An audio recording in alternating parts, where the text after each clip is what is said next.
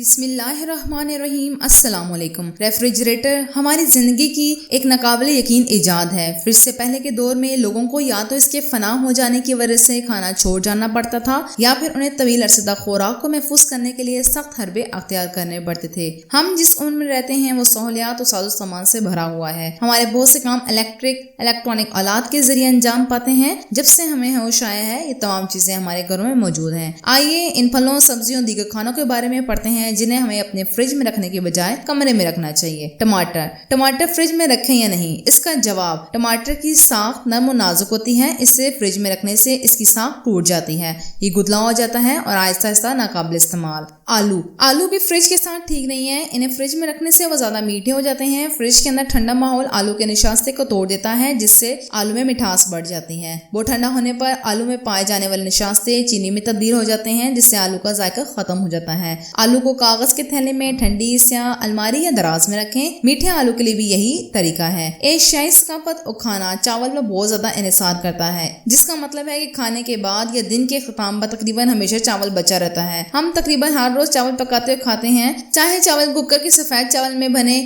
یا کوکر میں بھورے چاول میں بنے یا پھر مائکرو ویو چاول ہوں۔ لہٰذا کھانے کی ضیاع کو کم کرنے کے لیے جاننا ضروری ہے کہ بچ جانے والے چاول کو صحیح طریقے سے کیسے بچایا جا سکتا ہے، ذخیرہ کیا جا سکتا ہے۔ اس کے لیے بچ جانے والے چاول کو صحیح طریقے سے سنبھالنا آپ کو بیمار ہونے سے روک سکتا ہے۔ چاول ان بہت سے پینٹری سٹیپلز میں سے ایک ہے جس کی غیر معینہ مدت تک اس کی شیلف لائف دکھائی دیتی ہے۔ دوسری طرف پکے ہوئے چاولوں کی شیلف لائف ہوتی ہے جو کہ بھورے چاولوں کے علاوہ بغیر پکے چاولوں سے بہت کم ہوتی ہے۔ لہٰذا آپ چاول کی تازگی اور ذائقہ کو برقرار رکھنے کے لیے اس کے پکانے پر انحصار کے بعد مناسب طریقے سے ذخیرہ کریں۔ چاول کے تخمک بیکٹیریا بن سکتے ہیں اگر ہم اسے پکانے کے بعد کمرے کے درجہ حرارت پر باہر چھوڑ دیں گے۔ ان بیکٹیریا سے پیدا ہونے والے زہریلے مادے متلی، الٹی اور اسہال کا سبب بنتے ہیں۔ جب ہم پکے ہوئے چاول کے کمرے درجہ حرارت پر چھوڑ دیتے ہیں تو بیکٹیریا کے بڑھ جانے کا امکان زیادہ ہو جاتا ہے۔ چاول کو پکانے کے بعد کمرے کے درجہ حرارت پر 2 گھنٹے سے زیادہ دیر کے لیے نہیں چھوڑنا چاہیے، چونکہ بیکٹیریا 4 سے 60 ڈگری کے درمیان جو درجہ حرارت ہے اس پہ پروان چڑھتے ہیں۔ ہمیں پکا ہوا چاول چھوڑ دینا چاہیے اگر یہ 2 گھنٹے بعد باہر پڑے ہوں تو۔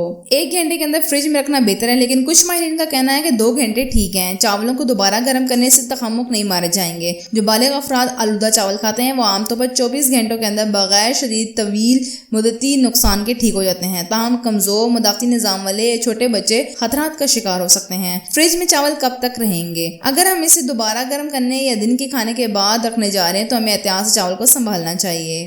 بچا ہوا چاول ذخیرہ کرنے کے لیے ضروری ہے کہ آپ اسے جلد سے جلد ٹھنڈا کر کے فریج میں رکھیں۔ اگر آپ سوچ رہے ہیں کہ پکا ہوا چاول کتنی دیر تک زندہ رہے گا، عام طور پر یہ بہتر ہے کہ اسے 3 سے 4 دن کے بعد ضائع کر دیں۔ اگر آپ اسے 1 یا 3 دن کے اندر کھانے کا ارادہ رکھتے ہیں تو پکا ہوا چاول فریج میں رکھنا چاہیے۔ چاول کو 3 ماہ تک منجمد کرنا ممکن ہے۔ یہ آپ کا بصری اشارہ ہے کہ یہ اپنے دونوں کے اختتام کے قریب ہے۔ چاول جتنی دیر تک باہر یا فریج میں بیٹھیں گے اتنا ہی خشک ہو جائیں گے۔ اگر آپ نے دیکھا ہے کہ دانے سخت تو خشک یا کرکرے ہو گئے ہیں تو شاید کچھ دنوں سے فریج میں ہیں، اس لیے آپ ان کو ضائع کر دیں۔ بیریاں تازہ بیریوں کی پہلے سے ہی کم شیلف لائف ہوتی ہے، اس لیے انہیں فریج سے باہر چھوڑیں اور خریداری کے 1 یا 2 دن کے اندر کھا لیں۔ شملہ مرچ، سرخ مرچ، پیلی مرچ، سبز مرچ ایک ٹھنڈی الماری یعنی فریج کا جو الماری ہوتی ہے یا دراز ہوتا ہے اس میں کاغذ کے تھیلے میں لپیٹ کر رکھیں۔